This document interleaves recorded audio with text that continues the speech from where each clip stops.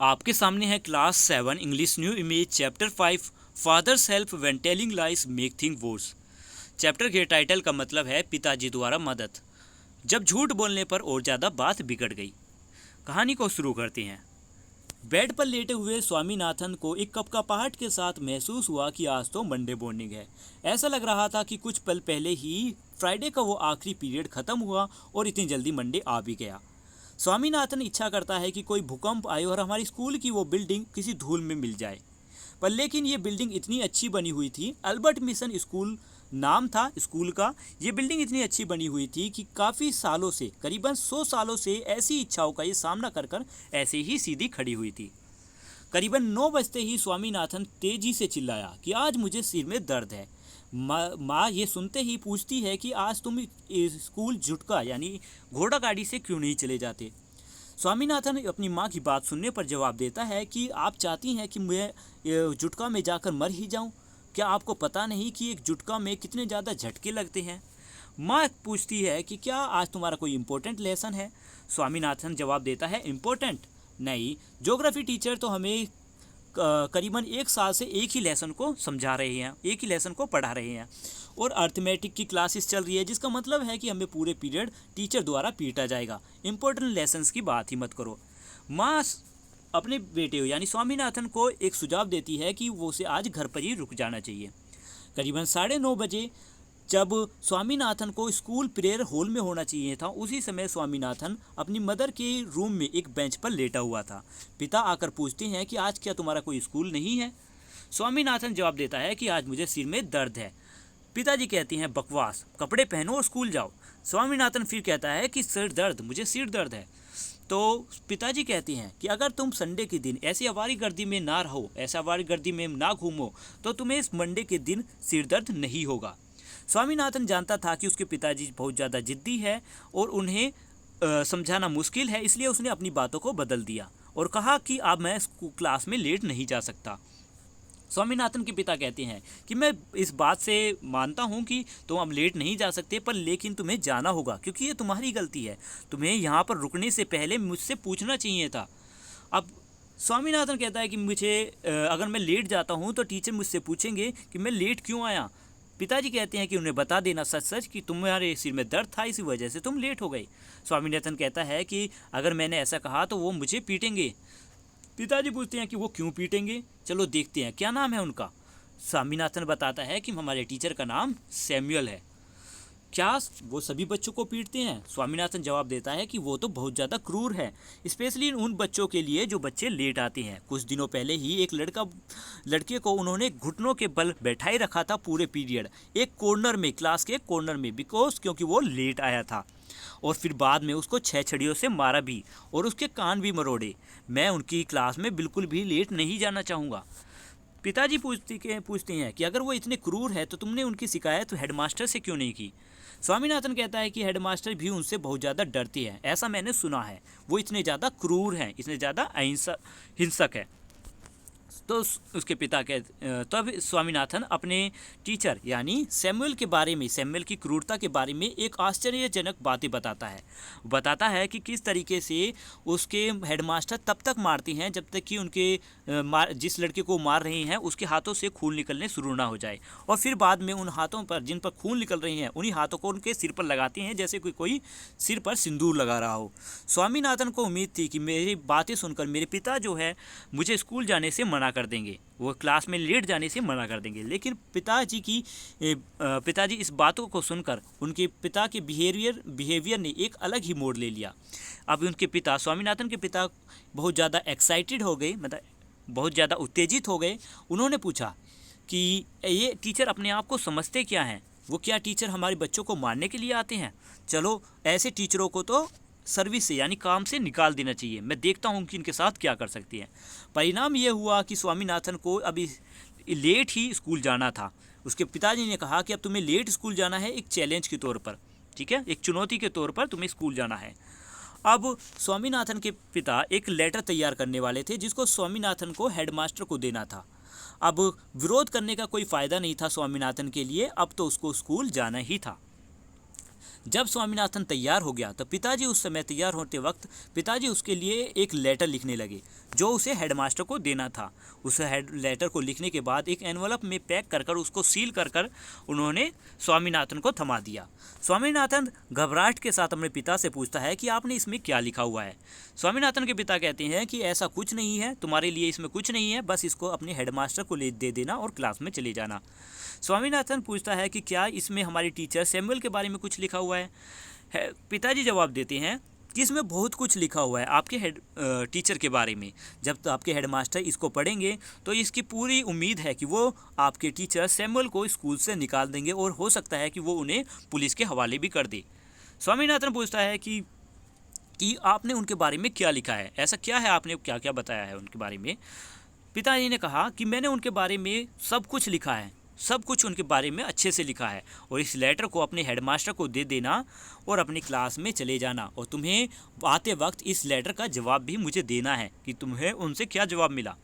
Swaminathan school चला जाता है, और लेकिन स्कूल जाते वक्त उसे वही महसूस होता है कि वो कितना झूठा है, कि वो इस दुनिया का सबसे बड़ा झूठा है। उसके अंदर की आत्मा यानी अंदरूनी आत्मा, अंतरात्मा की आवाज़ जो अपने मन से उठती है, वो आवाज़ उसी को परेशान कर रही थी। उसे लग रहा था कि मैंने बहुत ज़्यादा बड़ी गलती कर दी है। वो इसको इस बात से भी श्योर नहीं था, उसको पूरी तरीके से श्योर नहीं था कि जो भी उसने सैमुअल सर के बारे में लिखा है, बताया है अपने पिता को, क्या वो सब कुछ सच है, कि क्या जो भी उसने बताया है, जितना भी अपने पिता को बताया है, कि क्या वो उतना उसमें से कितनी कल्पना वाली बातें हैं और कितनी उनके बारे में उन्होंने रियल बताया है। जिस बात की भी उसे पूरी उम्मीद पूरा पता नहीं था। एक पल रोड के सहारे रुककर सैमुअल जो है कुछ सोचने लगा। वो सोचने लगा कि सैमुअल सर के बारे में, कि सैमुअल सर क्या क्या करते हैं, कैसे वो बच्चों को हाथों पर पीटते हैं, क्या ऐसा सच में वो करते हैं।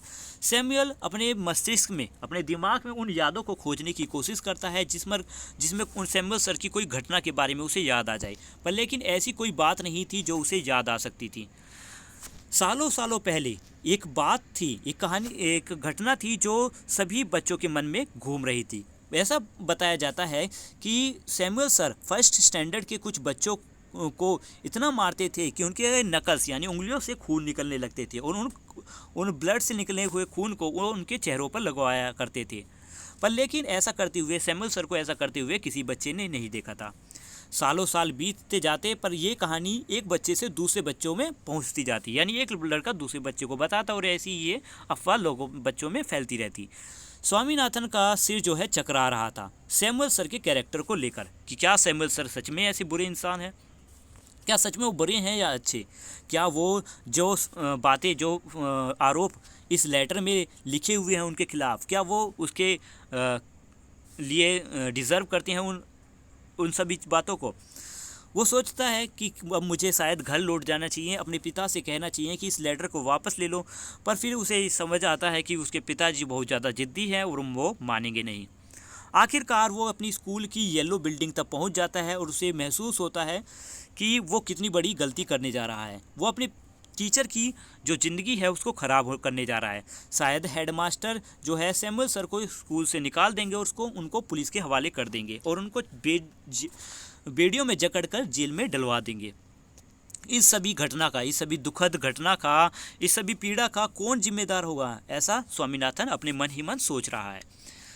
स्वामीनाथन थोड़ा डरता है, डर वाले भाव होते हैं उसके मन में। जितना बारे सैमुअल सर के बारे में वो सोचता है, उतना ही वो अपने आप को कोसने लगता है कि वो क्या कितनी बड़ी गलती करने जा रहा है। जब वो अपनी जेब में, अपनी पॉकेट में रखी हुई उस लेटर को महसूस करता है, तो वो ऐसा लगता है कि जैसे कि वो कोई जल्लाद है जो अपने सर को, अपने हेडमास्टर को फांसी पर चढ़ाने जा रहा है। जैसे ही वो स्कूल गेट्स के अंदर बढ़ता है, एक विचार उसके मन में उठता है, एक छोटा सा सॉल्यूशन, कि क्यों ना वो उस लेटर को वो तुरंत हेडमास्टर को ना देकर बाद में दे। दिन के ख़त्म होने पर कुछ समय के लिए वो अपने पिता की जो बात है वो नहीं मानेगा, और वो अपनी आज़ादी से काम करेगा। वो ऐसा इसलिए करना चाहता है कि वो देखना चाहता है कि जो उसके पिता ने लेटर में लिखा है, ऐसा कुछ हो जाए कि जो लेटर में लिखी हुई बातें हैं, दिन के आखिर ख़त्म होने तक, दिन जब ख़त्म होगा, पीरियड सब ख़त्म होंगे स्कूल के, उस समय तक ऐसा कुछ चांस मिल जाए कि सैमुअल सर कोई ऐसी गलती कर दे जिससे कि ये जो लेटर उनके लिए लिखा है, उनके खिलाफ जो लेटर लिखा हुआ है, उनकी शिकायत जो दर्ज हैं, वो सच साबित हो जाए। स्वामीनाथन क्लास के गेट पर खड़ा हो जाता है। सैमुअल सर अर्थमेटिक का लेसन पढ़ा रहे थे। स्वामीनाथन को एक पल वो देखते हैं। स्वामीनाथन वहीं पर खड़ा हुआ उम्मीद कर रहा था कि सैमुअल सर आज तो इन पर टूट पड़ेंगे और इसकी चमड़ी उधेड़ देंगे, पर सैमुअल सर बड़े ही प्यार से पूछते हैं, आज आप लेट क्यों हो? इस क्लास में आप लेट क्यों आ रहे हो? तो स्वामीनाथन कहता है, यस सर। फिर से सैमुअल कहते हैं कि आप करीबन आधे घंटे लेट हो क्लास में, मैं जान सकता हूँ ऐसा क्यों है? स्वामीनाथन जवाब देता है कि मैं जानता हूँ सर। स्वामीनाथन को उम्मीद थी कि शायद उसके जो हेडमास्टर है उस पर हमला करेंगे, और इसलिए उसने मन ही मन भगवान से प्रार्थना की। गॉड ऑफ तिरुपति भगवान से प्रार्थना करते हुए कहता है, please make Samuel sir beat me, क्या काश सैमुअल सर आज मुझे मार लगाए। फिर से सैमुअल सर पूछते हैं कि आप आज लेट क्यों हो? स्वामीनाथन वैसे तो कहना चाहता है कि मैं देख सकता हूँ कि आप क्या कर सकते हो, मतलब उल्टा जवाब देने की सोचता है, पर लेकिन उसके मन से आराम से कुछ और ही शब्द निकलती हैं। वो कहता है कि मेरे सिर में आज दर्द था। तो सैमुअल सर कहते हैं, तो इसी वजह से आज आप स्कूल लेट आए हो? चलो ठीक है। तो ये अनएक्सपेक्टेड क्वेश्चन था सैमुअल सर की तरफ से, यानी स्वामीनाथन ने ऐसे एक सवाल की उम्मीद ही नहीं की थी कि सैमुअल सर ऐसा सवाल पूछेंगे। तो अब स्वामीनाथन जवाब देता है कि मेरे पिता ने कहा था कि मुझे स्कूल मिस नहीं करना चाहिए, मुझे क्लास मिस नहीं करनी चाहिए, इसी वजह से मैं लेट आया हूँ। सैमुअल सर ऐसा रहा था कि सैमुअल सर स्वामीनाथन की बातों से इम्प्रेस हो गए और वो कहते हैं कि आपके पिता बहुत ज़्यादा अच्छे हैं और वो बहुत ज़्यादा समझदार हैं। आपके जैसे पिता सभी के पिता होने चाहिए और ऐसे पिता हमारे समाज में मतलब होने चाहिए। तब मन ही मन स्वामीनाथन सोचता है कि आप कितने बेचारे हैं, आपको तो पता ही नहीं है कि मेरे पिता ने आपके खिलाफ़ क्या किया है। मेरे पिता ने तो आपके खिलाफ़ लेटर लिख दिया है, ये मन ही मन स्वामीनाथन सोच रहा है। वो हैरान है सैमुअल सर के इस बिहेवियर को लेकर, कि कैरेक्टर को लेकर, कि जो सैमुअल सर हैं वो इतने अच्छे हैं और मैं इनको गुस्सा कैसे दिलाऊंगा और इनसे कुछ गलत व्यवहार कैसे कराऊंगा। ठीक है, सैमुअल सर कहते हैं स्वामीनाथन से, ठीक है अपनी सीट पर बैठ जाओ, क्या अभी भी तुम्हारे सिर में दर्द है? स्वामीनाथन जवाब देता है कि नहीं, थोड़ा सा दर्द है। स्वामीनाथन अपनी सीट पर जाकर बैठता है बड़ी ही नरमी से। उसने कभी भी सैमुअल सर के जैसा कोई अच्छा इंसान अपनी ज़िंदगी में नहीं देखा था। यहाँ पर बताया जा रहा है कि जो सैमुअल सर हैं वैसे तो वो अच्छे हैं, वो स्वामीनाथन को भी बहुत ज़्यादा पसंद है, पर लेकिन गलती की वजह से आज उसे स्वामीनाथन को आज सैमुअल सर को गलत साबित करना है, उन्हें बुरा बनाना है, क्योंकि वो नहीं चाहता कि उसका झूठ पकड़ा जाए। तो वो स्वामीनाथन बताता है कि सैमुअल सर के जैसे टीचर उसने आज तक अपनी ज़िंदगी में नहीं देखे थे, इतने अच्छे टीचर थे वो टीचर। आज सैमुअल सर जो है अब सभी बच्चों के होमवर्क जो है चेक करने वाले थे। निरीक्षण करने के लिए वो हर बच्चे की सीट पर जाती हैं। ये सीन ऐसा होने वाला था जो बड़े ही आक्रामक यानी बड़ा ही हिंसा वाला होने वाला था। शायद किसी में मार लग सकती है। सैमुअल सर नोटबुक को किसी के बच्चे के चेहरे पर मार सकती हैं, किसी बच्चे को बुरा भला कह सकते हैं, अपनी छड़ी से पिटाई लगा सकते हैं, बेंचेस पर खड़ा कर सकते हैं। पर लेकिन आज सैमुअल सर बड़ी ही नरमी से बिहेव कर रहे थे, बड़े ही प्यार से बच्चों से पूछ रहे थे उनके होमवर्क के बारे में। फिर उसके बाद वो सभी किताबों को अलग करते हैं और जिन्होंने होमवर्क नहीं किया था उन बच्चों पर सिर्फ हल्के से छड़ी को टच करती हैं और किसी भी बच्चों को कुछ मिनटों से ज़्यादा देर तक खड़ा नहीं करते हैं। स्वामीनाथन की अब बारी थी। अब स्वामीनाथन का होमवर्क चेक होने वाला था। उसने आखिरकार एक चांस की, एक उम्मीद की इच्छा की कि आखिरकार कोई ऐसी कुछ घटना हो जाए जिससे कि हमारे जो टीचर हैं वो बुरे साबित हो जाए। स्वामीनाथन से पूछते हैं कि आज तुम्हारा होमवर्क कहाँ है? स्वामीनाथन की जवाब देता है कि मेरे होमवर्क नहीं किया है। तभी एकदम क्लास में बिल्कुल शांति थी। सैमुअल सर पूछते हैं कि क्यों, क्या काम नहीं किया, क्या तुम्हारे सिर में दर्द था? स्वामीनाथन जवाब देता है जी हाँ सर, मेरे सिर में दर्द था। सैमुअल सर कहते हैं कि ठीक है, तुम्हारे सिर में दर्द था तो बैठ जाओ। और स्वामीनाथन बैठ जाता है ये सोचते हुए कि आज सैमुअल सर को हो क्या गया है, वो मुझे मार क्यों नहीं लगा रहे हैं।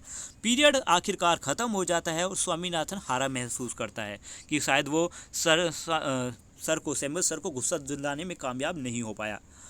फिर आखिरी का पीरियड बचा हुआ था जिस पीरियड को दोबारा से सैमुअल सर ले लेते हैं। इस समय वो इंडियन हिस्ट्री के बारे में पढ़ा रहे होते हैं। इस पीरियड की शुरुआत हुई 345 पर और ये ख़त्म होने वाला था 430 पर। 430 पर इस पीरियड का अंत होने वाला था। स्वामीनाथन पिछली क्लास के बारे में यानी फर्स्ट पीरियड के बारे में सोच रहा था कि उसमें वो कुछ नहीं कर पाया, इन बारे में सोच रहा था और इस समय वो सोच रहा था कि इस तरीके से स्वामी सैमुअल सर को वो गुस्सा दिलाए और उनसे बुरा व्यवहार करवा सके। जब घड़ी में करीबन 4 बज चुके तब भी वो हारा महसूस करने लगा। उसे लग रहा था कि शायद मैं ऐसे ही निराश रह जाऊंगा और मैं कुछ नहीं कर पाऊंगा। आधा घंटा क्योंकि बचा हुआ था तो सैमुअल सर उस समय रीडिंग करा रहे थे। रीडिंग में वो समझा रहे थे वास्को डी गामा के बारे में कि वास्को डी गामा इंडिया कब आए थे। तब एक लड़का नहीं, सभी बच्चे, सभी जो लड़के थे वो बड़े ही ध्यान से, पर लेकिन बड़ी ही वो होती है ना, बोर होकर ना इच्छा होते हुए भी बड़ी ध्यान से अपनी टीचर की हिस्ट्री के बारे में सुन रहे थे। स्वामीनाथन अचानक खड़ा होता है और अपनी तेज आवाज़ में पूछता है कि सर कि कोलंबस इंडिया क्यों नहीं आए थे। टीचर जवाब देते हैं क्योंकि वो अपना रास्ता भूल गए थे। स्वामीनाथन कहता है कि मुझे तो विश्वास ही नहीं है, ऐसा हो ही नहीं सकता, मैं इस पर विश्वास नहीं करता। टीचर पूछते हैं आप विश्वास क्यों नहीं करते कि वो वहाँ जहाँ पे इंडिया नहीं आ पाई वो अपना रास्ता भूल गए थे। स्वामीनाथन कहता है कि वो तो एक इतने महान इंसान थे, वो ऐसा रास्ता अपना कैसे भूल सकते हैं। तब सैमुअल सर कहते हैं कि चिल्लाओ मत, मैं तुम्हारी आवाज़ें यहाँ तक सुन सकता हूँ, इतने चिल्लाने की कोई ज़रूरत नहीं है। स्वामीनाथन कहता है कि मैं चिल्ला नहीं रहा हूँ सर, ये तो मेरी साधारण सी आवाज़ है, भगवान ने मुझे ये तोहफे में दी है, मैं इस आवाज़ को कर ही क्या सकता हूँ। सैमुअल सर कहते हैं चुप हो जाओ और अपनी सीट पर जाकर बैठ जाओ। स्वामीनाथन अपनी सीट पर बैठ जाता है और बड़ी ही खुशी से अपनी इस सक्सेस को महसूस करता है कि उसे एक सक्सेस तो मिल ही गई। टीचर बड़े ही हैरान थे और एक हैरानी वाले भावों से, शक भरी नज़रों से उस लड़के यानी स्वामीनाथन की तरफ देखते हैं और फिर से अपने लेसन को जारी रखते हैं। अगली बार फिर से एक बच्चे का चांस था। शंकर नाम का एक बच्चा था फर्स्ट बेंच पर, जिसको खड़ा होकर वास्को डी गामा के बारे में बताना था कि वास्को डी गामा पहले इंसान थे कि वास्को डी गामा वो पहले इंसान क्यों थे जो इंडिया आए थे। पर लेकिन जब टीचर को वो बच्चा जवाब देने ही वाला था, तभी स्वामीनाथन फिर से अपनी बेंच से उठ जाता है और तेज़ आवाज़ में फिर पूछता है कि मैंने एक गलत बता दिया। एक बच्चा पूछता है टीचर से कि वास्को डी गामा जो है इंडिया क्यों आए थे। ठीक है, एक बच्चा पूछ रहा था। तभी स्वामीनाथन अपनी सीट पर से खड़ा हो जाता है और कह देता है कि टीचर इसी बारे में तो पढ़ा रहे हैं। फिर टीचर और सभी बच्चे स्वामीनाथन की तरफ देखते हैं। स्वामीनाथन की तरफ देखकर टीचर भी ये सोचते हैं कि आखिर स्वामीनाथन को हो क्या गया है आज के दिन, इसका बिहेवियर इतना ज़्यादा क्यों बदल गया है। स्वामीनाथन से फिर कहते हैं कि स्वामीनाथन आप इतना ज़्यादा चिल्ला क्यों रहे हो। स्वामीनाथन फिर जवाब देता है कि मैं चिल्ला नहीं रहा हूँ सर, ये तो मेरी साधारण सी आवाज़ है, भगवान ने मुझे तोहफे में दी है। अब स्कूल की जो घड़ी थी उसमें क्वार्टर आवर बचे हुए थे, यानी अब लगभग 15 मिनट और बची हुई थी। अब इन 50 मिनट्स में उसे कुछ भयानक काम करना था जिससे कि स्वामीनाथन को वो गुस्सा दिला सके। सैमुअल को कोई शक नहीं था कि शक हो रहा था स्वामीनाथन पर कि आज इस लड़के को हो क्यों गया है, ये मुझे इस तरीके से परेशान क्यों कर रहा है। अब स्वामीनाथन महसूस करता है कि सोचता है कि थोड़ी सी और कोशिश करके मैं इन टीचर को और ज़्यादा गुस्सा दिला सकता हूँ, जिससे कि ये कैदी मतलब एक जेल जाने लायक बन जाएं और शायद इनको स्कूल से भी निकाला जा सके। टीचर अपना सेशन ख़त्म ही करने वाले थे। टेक्स्ट बुक की वो रीडिंग ख़त्म करते हैं, समझाना ख़त्म करते हैं और फिर किताब को बंद कर देती हैं। अब कुछ मिनट्स ही बची हुई थी और आखिर में वो बॉयज़ से कुछ क्वेश्चंस पूछने वाले थे। पूरी क्लास में सभी बच्चों से वो बुक्स को बंद करा देती हैं और एक एक करके सभी बच्चों से क्वेश्चन पूछना शुरू करते हैं। पहला क्वेश्चन वो पूछते हैं कि वास्को डी गामा इंडिया क्यों आए थे, किस दिन आए थे, वो डेट कौन सी थी जब वास्को डी गामा इंडिया आए। स्वामीनाथन फिर से उठ जाता है और तेज आवाज़ में बोलता है 1648 दिसंबर 20 ये डेट थी। आप फिर से टीचर कहते हैं कि तुम्हें चिल्लाने की ज़रूरत नहीं है, तुम चिल्ला क्यों रहे हो, क्या तुम्हारे सिर दर्द ने तुम्हें पागल कर दिया है।